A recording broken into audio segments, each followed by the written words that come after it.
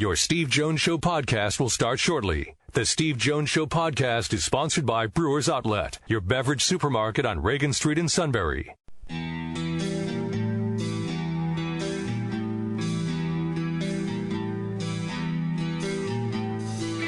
Sports talk where your voice counts. This is the Steve Jones Show on News Radio 1070 WKOK. Now from the Sunbury Motors Studio, here's Steve Jones.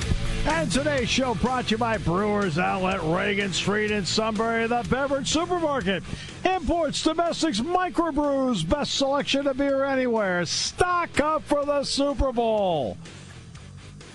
Wine coolers, water, soft drinks, snacks, lots of snacks. And the pickle bar is indeed second to none. Led by the Barrels and the Dills, all at Brewers Outlet, Reagan Street in Sunbury, the beverage supermarket. Hey, stock up for the Super Bowl tonight. Might snow a little bit on Sunday. You won't have to worry. Why? You'll already be stocked up. You will have already made your trip to Brewers Outlet, based on our recommendation.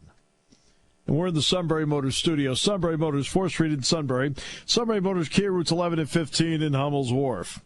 Well, watch Gary Harris at Michigan State do this a few times during the course of my career. Last night, he was able to knock home the game winner for the Denver Nuggets on our play-by-play call of the day. Denver's looking for a game winner. Jokic looks in. Jokic looks in. Cross-court pass over to Gary Harris for the game winner. Yeah! G-Money knocked it down at the horn. And the Nuggets finally win a game on the last shot. How about that? Now, that's an outstanding call. But do you think that really stacks up to Doug Birdsong's call on the Kimball McKenzie 4-point play? Man, was he loaded with energy in that call Wednesday night. You got it? Do you have it there? Yes, I can find it here. Yeah, why don't you find that? Yep, I got it. Here we go. Yep. Now, this is Doug's call. Bucknell, 4-point play in overtime by Kimball McKenzie. 15 to shoot, 2:25 in overtime. Bison with the ball in a 3-point lead. McKenzie pulls a string on a three. Big goal! And he was F-O-U-L-E-D. That spells fouled! Oh, my almighty! Ring it up! You Maple Leaf Marvel, you! Very similar to a huge three hit in the Patriot League Championship against Lehigh. Got fouled by Fox. That will be his 4th. And McKenzie hits the free throw, and he has 15. Now, that's another nomination for Call of the Year. Last year's winner of Call of the Year, I think it was a football call and an interception return for a touchdown. Do we have that one? Don't have that one offhand. I'd have to hunt for that. I know that was it was an away football game. Oh man, where was it? It was down south. No. Yeah, I was trying to think what game it was. I'm trying to think what Shikellamy game was it.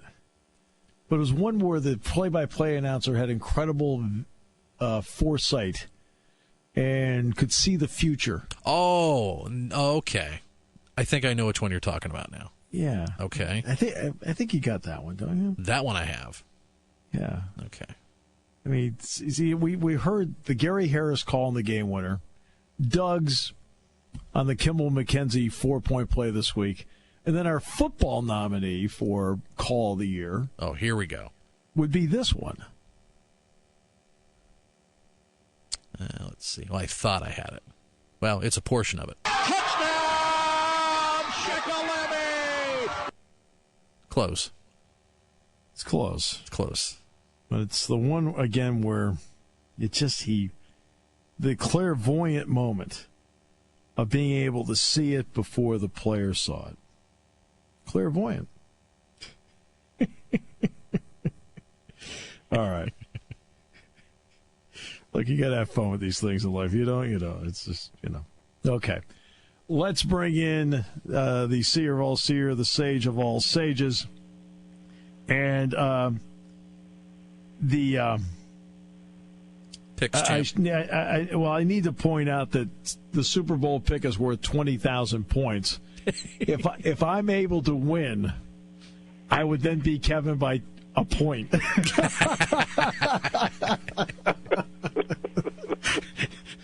I'm so far behind, I think I'm first. That I think I better let you make your pick first. I'm so far behind, I think I'm first. I'm standing on that mountainside all by myself looking around. I think I won. Drink the water. Oh, no, I've got a tournament next year in Cancun, Mexico, so that is not going to be a good advice. We'll have plenty of bottled water on that trip. Oh, my goodness. Is it true that you bumped me for the Hall of Famer, Jerry Kramer? Yes, we did. Jerry Kramer in, you gone. That's one thing off my bucket list. I got bumped for a Hall of Famer, so that's cool. I got bumped for Jerry Kramer. I'm feeling good. You make it sound like we bumped you completely off the show, and of course we did not do that. No, it's fine. No, it's fine. I mean, I got bumped for a Boston Globe journalist. That's good, too. That's fine. Oh, that's right. Now it's been 2 weeks in a row. That's right. That's right. We had Nora 2 weeks. Yeah, that's right. We had Nora Princiotti on last Friday. That's right. That's right. This explains it's okay, all the complaints. You know, I don't mind. It's well, okay. no, we got several emails. This one's from Claire in South Windsor. No. Make sure you tell him to be home for supper on time. No excuses. No excuses. That's exactly right. That means he's home now at 4:35. That's right. I better have my butt home at 4:35. Yeah, can't say you got lost. No. My car said 60 miles left before empty.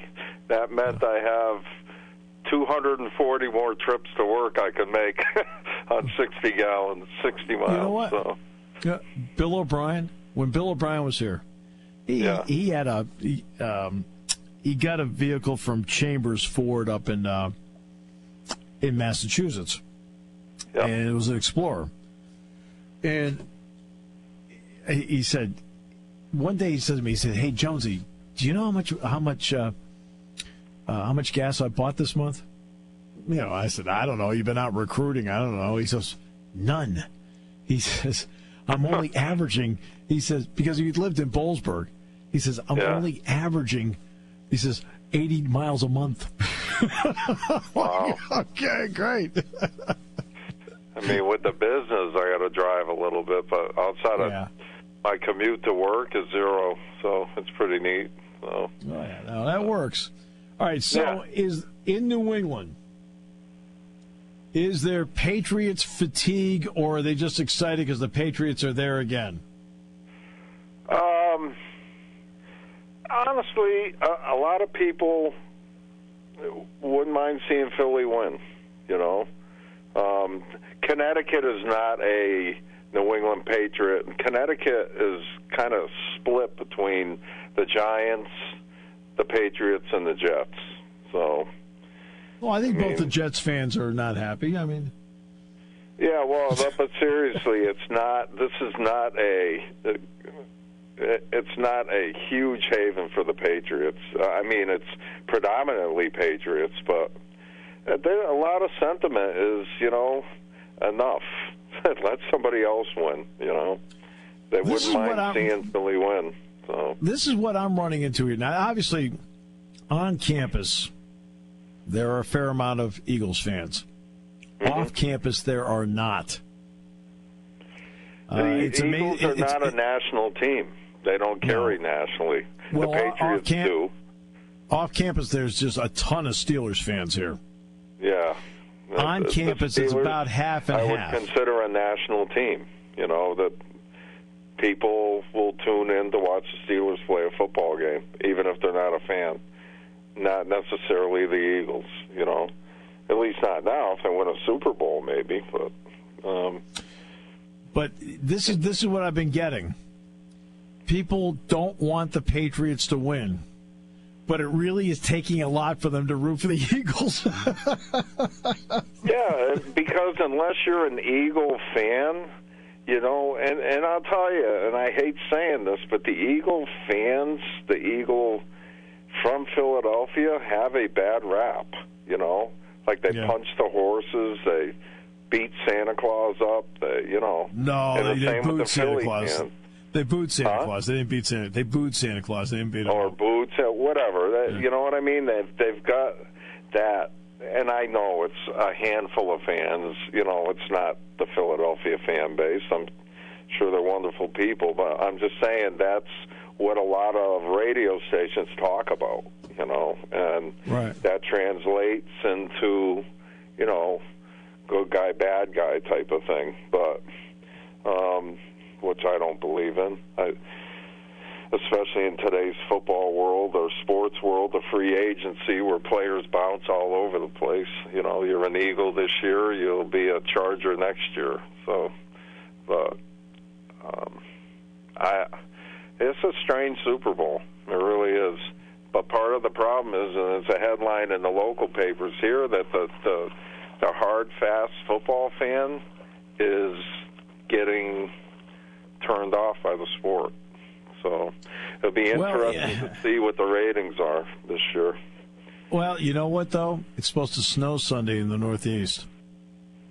So I think the door is open to more people sitting at home saying, yeah, I'll watch the game. Well, it's on at a good time. I mean, 6:30 Sunday night, you know, that's pretty much, you know, weekend over, you know. But I don't think the amount of people who will sit in front and watch all the pregame stuff will be there. They've got other things to do. Where other years it was a big party all day long, and I don't think that's the case now. That's just the way I feel. I don't know. I'm not going to watch any of it, and I used to be the one who would sit and watch every minute of it. So, what, are the pregame or the? Yeah, the pregames. You know, I can't. I stopped watching that years and years ago. I have no interest at all in pregame talk. Of course, I sit here 10 hours a week for a living doing it. That's a pretty good statement. I don't like to play the hype before games. I mean, you know, but we have a lot of guests on. We do whatever. But I don't have interest in the NFL Today, Fox Football Sunday, whatever it's called. I just don't have, you know, ESPN on Monday night. When the game starts, boom, I'm in. Yeah. Enjoy it very much. Probably, I don't know, when the national anthem comes on, 20 after 6, whatever it is, that's usually when I start watching. Now, remember, Sean, this used to drive the suit nuts. Still does. But I felt this way. Yeah. I'm getting more and more that way. But I just, I don't want to watch people go around in circles. It's fabricated news. Yeah. It's like they're trying to make up a story that isn't there, you know, and it comes across that way, and fake laughter and jokes that aren't funny, and, you know, they act like they like each other, and they probably don't. You know, I don't. They put too much into it, and they're ruining their own product. But well, it's still too big to destroy. Right. So, right. What's happened is this: you have 24/7 everything now, 24/7 weather, 24/7 news, 24/7 sports. So on their side of it, they need to fill 24/7, and they can't always carry games. I understand that. Right. Now let's take it from Super Bowl Sunday, the network point of view. I paid X amount of millions to carry the game. I have to make up for it. How do I make up for it? Well, I have a 5-hour pregame show in which I sell a lot of commercials, and that helps me make up for it, because what else was I going to carry? Okay, golf. Now, admittedly, I will watch the Waste Management Open for a little while on Sunday. especially since I was just at that course. Roger, Jack, Bob, and I went out to dinner, and Derek went out to dinner at the 18th hole at TPC Scottsdale just about a month ago. So just being out there, like, hey, cool. I mean, I'm going to watch it because I think it's a fun thing to watch. Then I'll watch the game. But I'm not going to watch the pregame show. With no offense, who has an NBC? I mean, they can run in all the people you want. Because I know the Soup, for example, lives and dies on Bill Cowher's opinion of the games. No, he does. Right. I mean, that I wasn't saying that to be sarcastic. He does, right, Sean? I mean, Cowher says something. I mean, the Soup. I mean, he really wants to hear it. Yeah. And that's perfectly fine. There's nothing wrong with that if that's what you're interested in. But it's also perfectly fine that I'm not interested in it. I got 3 Hallmark movies taped, so I'm good. Terrific. Yeah, The Sweeter Side of Love, We're getting into this time of year, Now it comes time to pick. Before you do that, we have one more new listener. My friend Ahmed. I think you met Ahmed. Remember when I worked at Dairy Queen? He was my manager. Yeah. Oh, I remember. He lives in North Carolina. He called me the other day, so he's listening. So. Oh, cool. I hope he's doing well. Great guy. He's a real good guy. Hi, Ahmed. Yep. So, haven't heard from him in 25 years. So. Oh, that's great. Anyway, okay, go ahead. I forgot about that. No, I'm glad we mentioned that. That's really great. And by the way, Mary sent me a really, really nice email this week. Mary, I appreciate it very much. Also, Cindy sent a great email this week. Thank you very much. And we've had more and more people like the Facebook page, so we appreciate that very much as well. Very much. All right. Now, this is host choice. I will go last. Mm-hmm. Okay, it's the only way I have a chance to catch Sean. So whatever Sean picks, I'm going the opposite way just for interest. And again, this is worth 75,000 points. 74,000 of which to catch Sean, 75,000 of which to catch you. I can taste the pickles now, baby. I bet you can. We've been trying to work out how to get them to you. So we actually have been working on that. Yeah. Well, so King, are you going to pick, or do you want me to go first? You can have a live remote here and at either Studio 22 or Studio 305. There you go. That would go over real well with the bosses. Oh, I'm sure. So who's your choice and why? Who, me? Yeah, you get to go first because yours is the intelligent, but in this case for competition, irrelevant pick.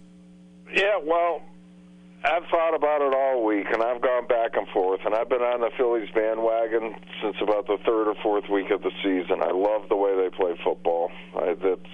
If I was going to coach a team, I would coach it that way. They could run the ball with 3 different backs. That being said, I weigh everything out, and I heard somebody talk about it today, Troy Brown, and it really put an exclamation point on how I feel. The team whose players let their athletic ability take over and just go out and play the game will win the game. And I think that the Patriots are very comfortable in this situation, and I think Tom Brady has shown that no lead is insurmountable to him. He can win a football game if he's down by 28 points. He can win that game if he's got the ball. I'm going to take the Patriots. See, I'm the exact same way. I mean, it just seems like out of all the coverage I've been watching all week long, I'm just seeing Eagles all over the place. I mean, the Patriots are on the down low. They've been in this scenario before. They know how to handle it. I mean, I would love to see the Eagles win. I really would. But I just think in this scenario that this stage is set perfectly for the Patriots. As much as it pains me to say that, I've got the Patriots. Fly, Eagles, fly. I'm gonna fly, Eagles, fly. I'm picking the Eagles to win. Absolutely. But I'll tell you the name. Eagles just got a dagger in their back. But I'll tell you the name that keeps resonating is when you spoke with Reuben Frank and you mentioned Fletcher Cox. He can be a big game breaker on Sunday night. Yeah. If they can get that inside pressure on Brady, that's going to be big. Well, I mean, okay, Philadelphia. Now, if Carson Wentz is playing, I would feel swagger confidence in picking Philadelphia. I think he's that good. They would be favored. Yes. Now, if Sean picked the Eagles, I would have picked the Patriots. I had to pick opposite. He's got two papers in front of him. Well, I think you know exactly how many papers I have in front of me. No, I know. You got no papers, but they're in your head. Whatever. Here we go. This is why, let's justify the pick as a pick besides just picking against Sean and burying him into the turf. Thank you. Dilly. And this comes down to three players defensively. Timmy Jernigan, I know he's been sick. Timmy Jernigan, Fletcher Cox, and Malcolm Jenkins. That triumvirate is a little bit different than what New England has faced. And when Brady has been ineffective, it has been when he's been able to have people come up to him. And let's be honest, every quarterback becomes ineffective when pressure comes straight up the middle at them. Every quarterback does. You know, most quarterbacks are great where there's a little bit edge pressure. They can step to the side, step up, so forth. When it's in your face, you can't really do that. You have to try and escape. Cox has had a great postseason and a great season. Jernigan's been really good. It's going to be incumbent on the Patriots' offensive line to get to them. And then there's the chess piece of Malcolm Jenkins. He is this year's Troy Polamalu because he plays all over the place, and you have to keep track of where he is at all times. Offensively, Foles is an issue. There's just no getting around it. I don't care what he did in the NFC Championship game. I mean, I think that's either he's on a roll or fool's gold. And he's going to have to play well. And my recommendation would be to Philadelphia as follows. Don't play it close to the vest. Just go out and go for it. Be aggressive all day. And I expect Doug Peterson to be an aggressive play caller all day. Just go for it. And expect to see a defense that New England has not run all season. Some form of it, some coverage, something. New England will do something different that you haven't seen yet defensively, because that's what Bill Belichick does. He will put in specific defenses. It was great. If you watched the 30 for 30 last night, the two Bills, they were talking about the championship run of the Giants in 1986, in which they beat the 49ers, they beat the Redskins, and then they finally beat the Broncos. They used three different defenses in each game.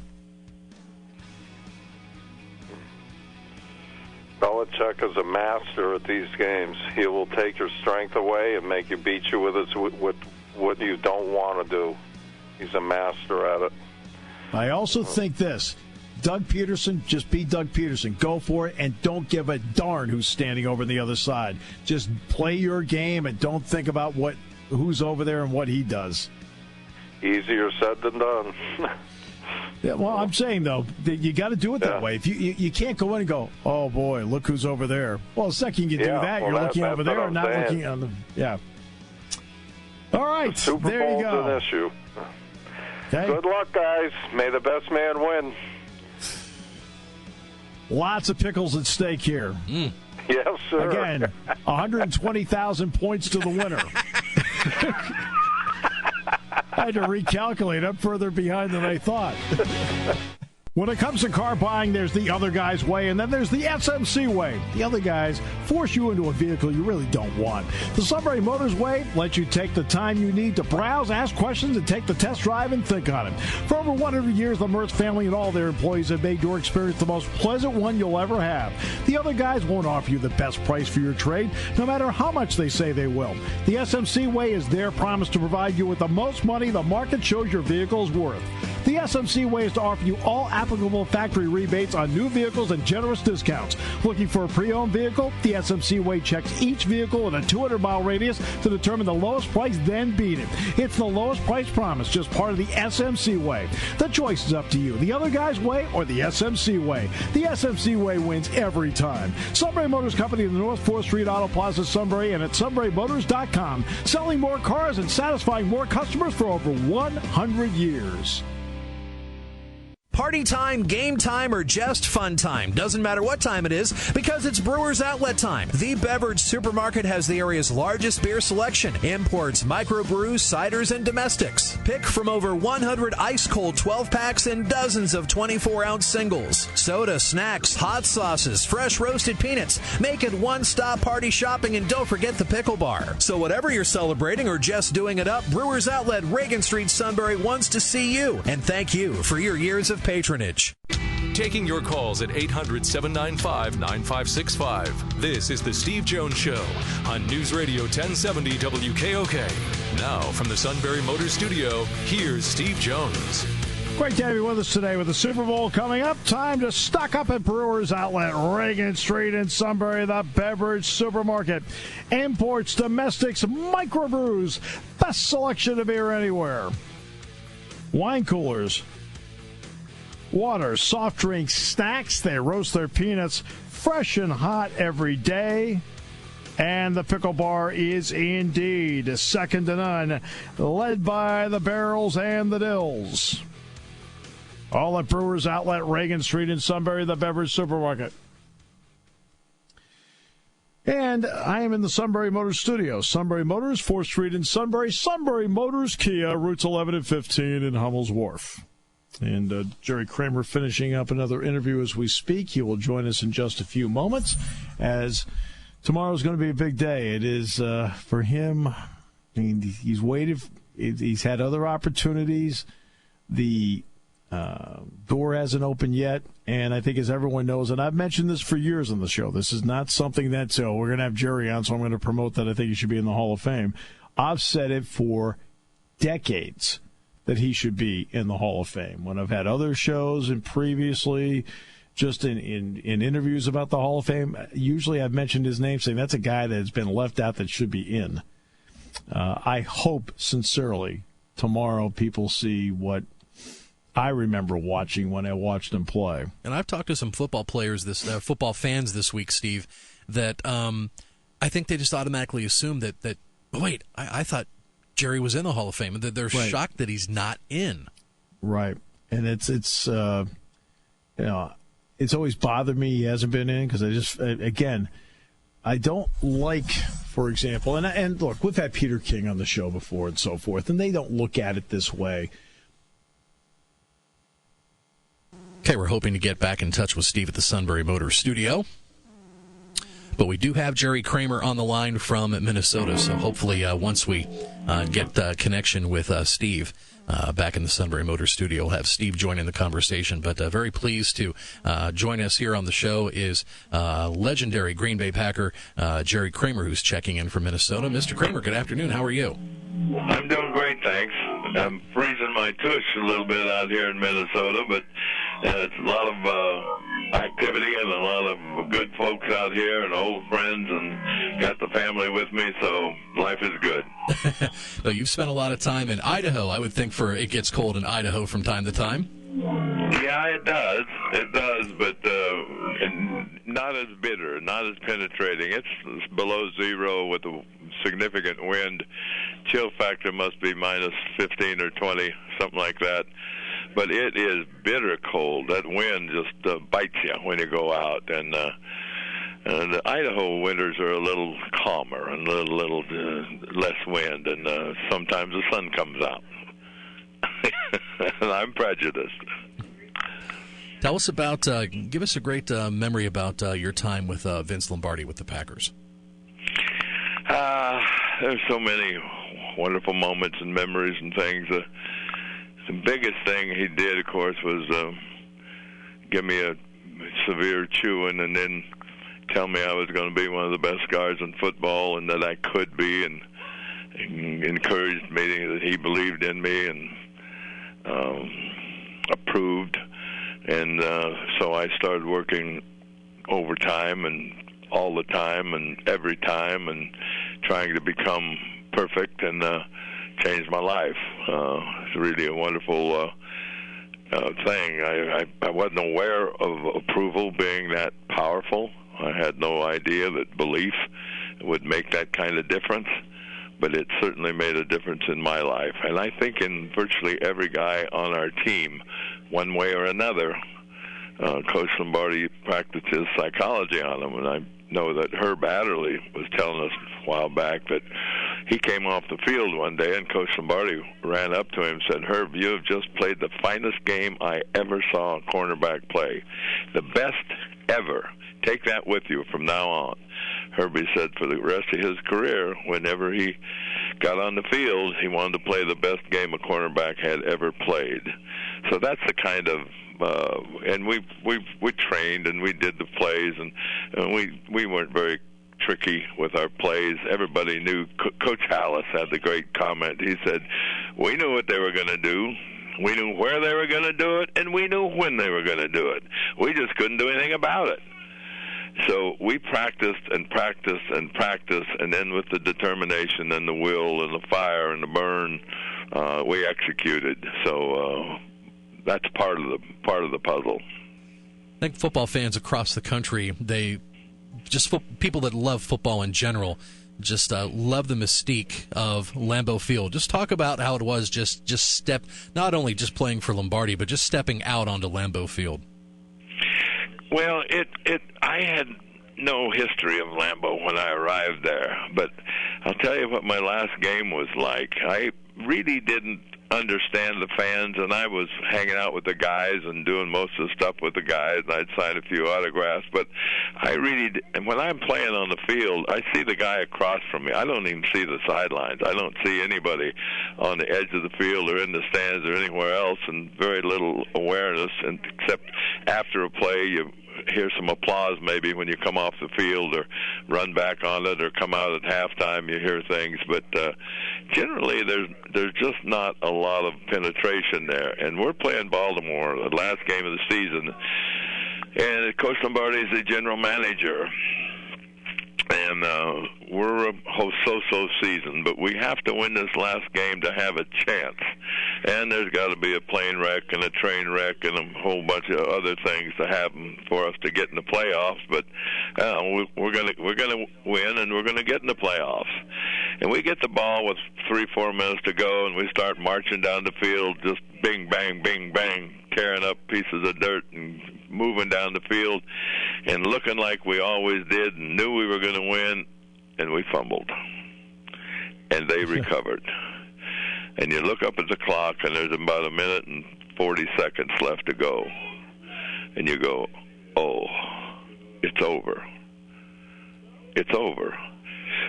I start off the field kind of slow, and then I kind of trot, and I hear this applause coming from the stands.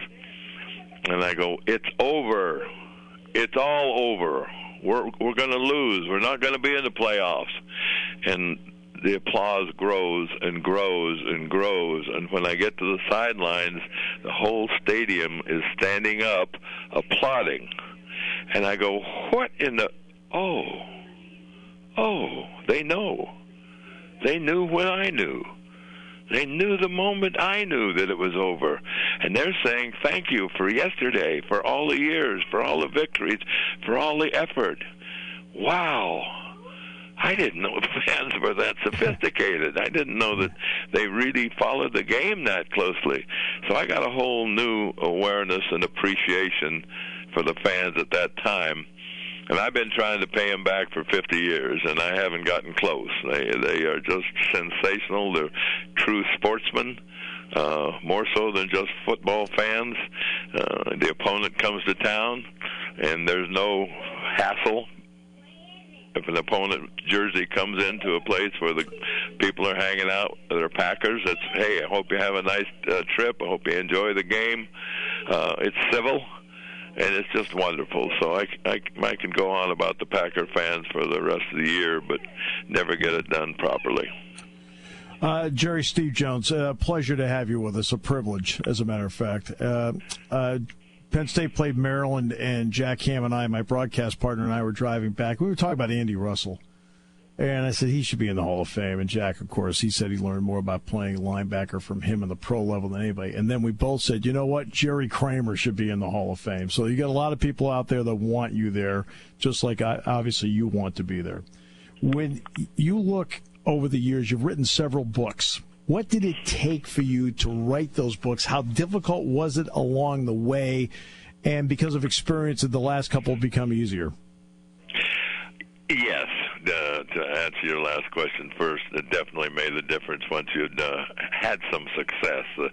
The doubt and the uncertainty and the brand new world was kind of daunting for a while. And we're big football players, and big football players are supposed to be stupid.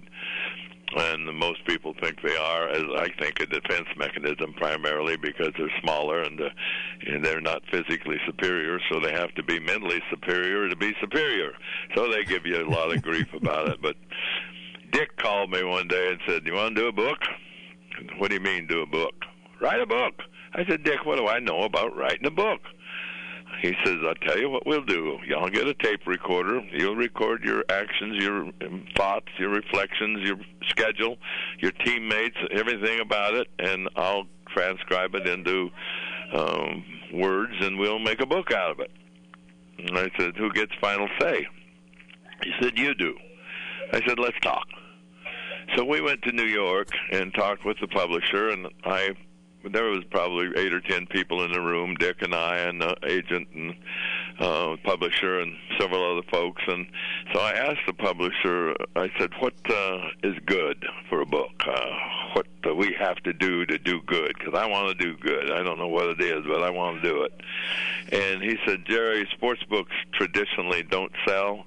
They have been difficult, and if we do 7,500 to 10,000 books, we'll do good. We'll do real good." I said, okay, I got a target now. So I was able to went back to Green Bay and started thinking about the book, and then I decided I had to be very flowery with my language and use big, long words and be very, very wordy. And that lasted about 3 days, and my little sub says, "Hey, fat boy, it is what it is, and you is what you is."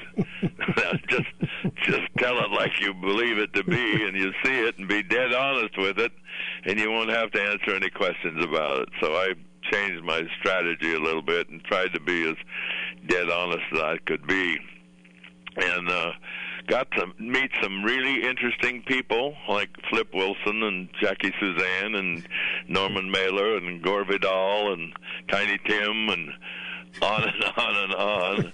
And the book sold 440,000 copies the first year. Yeah. We're on the bestseller list for 44 weeks. And so, yes, it was much easier to do the second book after that kind of a reception. Speaking of books, there was one point where Joe Paterno looked at me and he said, "Are you reading any books lately?" Because he said he was reading something about Winston Churchill. And I said to him, "Well, I just finished reading When Pride Mattered." And Joe said, "Hey, I'm in that book," which showed the pride he felt in having any relationship with Vince Lombardi. He said Lombardi, when he was around him before a preseason game, was really nervous. And I guess that's the way Lombardi was all the time. In particular with Super Bowl I, with not just carrying the weight of the Green Bay Packers, but the NFL. Did you sense that even more so? There was certainly a tension in the room and in the meetings and everything, and the fines were escalated from $500 to $5,000. For sneaking out or missing curfew or those kinds of things. So that was the obvious impact, and so everybody knew he was serious. But you didn't know about nerves, right? And when I found out really how nervous Coach Lombardi was prior to Super Bowl I was from Frank Gifford. Giff and I were talking a year later, and he said, "Jerry, I knew there were two networks broadcasting the game, So I'm trying to be cool. When I put my hand on Coach Lombardi's shoulder, and he's shaking like a leaf. He's just shaking. Yeah. And I go, wow. And because Coach Lombardi was so nervous, then I got nervous, and I started worrying about things. But, yeah, he had a lot of pressure on him. Some of the other owners had called him and asked him to embarrass the AFL. There was some animosity there in the early stages. And so he felt like he had a great burden on his back, and he was not only representing the Green Bay Packers, he was representing the whole National Football League. So I think he was quite nervous. You actually were the 39th overall pick in the draft, which meant you were like a third or fourth round pick then. This time you'd be a second round pick. But the first year with the Packers, you only won a game. And then he comes in and he takes over. Eventually he made a statement, I don't know if it was to you or to somebody else, Jerry Kramer doesn't know how good he really is. When that got back to you in one form or another, what did that do for the confidence in your career and in your life? Coach Lombardi said that, actually, and it wasn't to me. It was maybe to a writer or someone. But he took me aside. He gave me a severe chewing. I had scrimmage goal line, 100 degrees, 98% humidity, physical error. I missed a block, and 4 plays later, I jump off sides. And a physical block is one thing, and a mental block or a mental error is just unacceptable. We have some control over that, so we shouldn't do that. So he comes running across the field and gets about 10 inches from my nose, and he goes, "Mister, the concentration period of a college student is 5 minutes, high school is 3 minutes, kindergarten is 30 seconds, and you don't have that. So where's that put you?" Oh, it put me checking my shoe shine.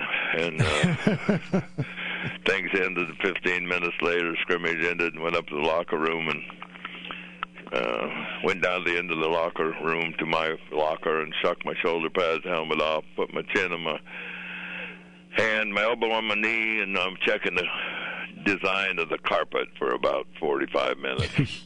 Yeah. And wondering what I'm going to do with the rest of my life.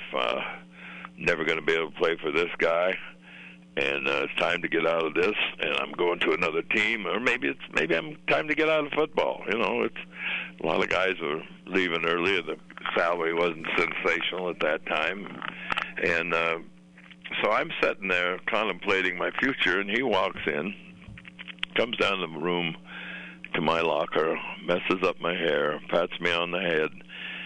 "Son, one of these days you're going to be the best guard in football." And he let me know that he approved of me, that he believed in me, and he wasn't a man that dealt in idle chatter. He was a pretty serious human being, and so if he believed in me, then I could believe in me, and it changed my life and virtually everything in it. I developed a totally different philosophy and attitude, and I tried to play the perfect game. Never quite got there, but got close. But from that point on, and that has stayed with me after football.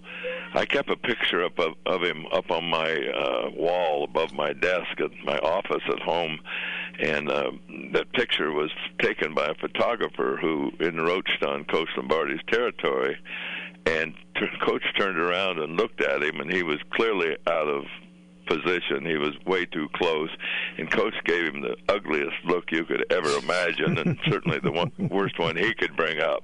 And the guy shot the photo. Oh, I love the photo. I just had seen him angry a number of times, so I got me a big blow-up of it and put it over my desk. And every time I said, "I'll get it done. I'm going to make the call. I'll take care of that," I'd look up there and see him, and then I'd make the call, or I'd do my chores, or I'd do whatever I was supposed to do. And we always know we should do something, but coulda, woulda, shoulda, wish I had a gun a butt. Yeah. Always comes along too. So he kept me going for a long time. 2 last things. One of them will deal with Cologuard and cancer, of course. But the other one's going to deal with, just very quickly, when you broke the huddle in the Ice Bowl, did you think Chuck Mercine was getting the ball? No, for some reason, after you that play, was I turned around. I'm sorry? I said you thought Bart was going to sneak it, really? After the play was over, I turned around and looked for Bart. I turned back to my right and looked for Bart. I didn't look for Chuck. Chuck thinks everybody heard it. Maybe Bart said on the way up to the line of scrimmage, Jerry, I'm going to keep the ball. But I don't know for sure, but I felt that Bart was going to keep the ball. It seemed like that was something I knew, and so I looked for him. I didn't look for Chuck. Okay. So I had suggested that play, and on Thursday, Short Yardage Films, Jethro was high. He made a mistake that he'd made 3 weeks before. In the 3 games before that game, he was up high. So I mentioned to Coach Lombardi that we could run the wedge if we had to, and he goes, what? I said, we can run a wedge if we have to on Pew. No, we'll run it back. That's right, put in a wedge. So you didn't deal with him with idle chatter. You didn't make chit-chat. You better have something to say and something that was important if you were going to bother him. So, yeah, I felt that I still feel that way, and I've talked to Chuck about it recently. In fact, Chuck was at lunch today, and we were together a month ago in Green Bay for the Ice Bowl evening and spent several days together. And his memory is that everybody heard it.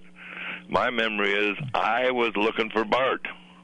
Yeah. So I guess it'll go down that way. And also, I was not offsides. I was had a great start, and I came off the ball extremely well, and I made the block. So end of story. I never once thought that. I thought you just shot off the ball and just got him. I mean, seriously, I really did. Finally, cancer and Cologuard. How important is for all of us to make sure, especially men, that we are on track with that? Well, you really don't need to take these tests if you don't want to live. But if you're interested in living, then it's really a good idea. This is a medical advancement that does a DNA on your excretions, and you can do this in the privacy of your bathroom or your bedroom. It's non-invasive. It's just put it in a little package and send it in, and the doc analyze the DNA. And if you have cancer cells in your stool, then you need to call the doc and go see him. If not, you're fine. But we lose 50,000 people a year to colon cancer. And if you want to know more about it, our website is colonguardtest.com. And it is the bright thing to do, and it's the right thing to do. Jerry, thank you so much for that. That's valuable. I hope everyone understands how important it is. I wish you nothing but the best tomorrow. You got really so many people rooting for you. You may not realize it, and it was a privilege for me to talk with you today. Thank you. Thank you. Thanks for having me on. Appreciate it.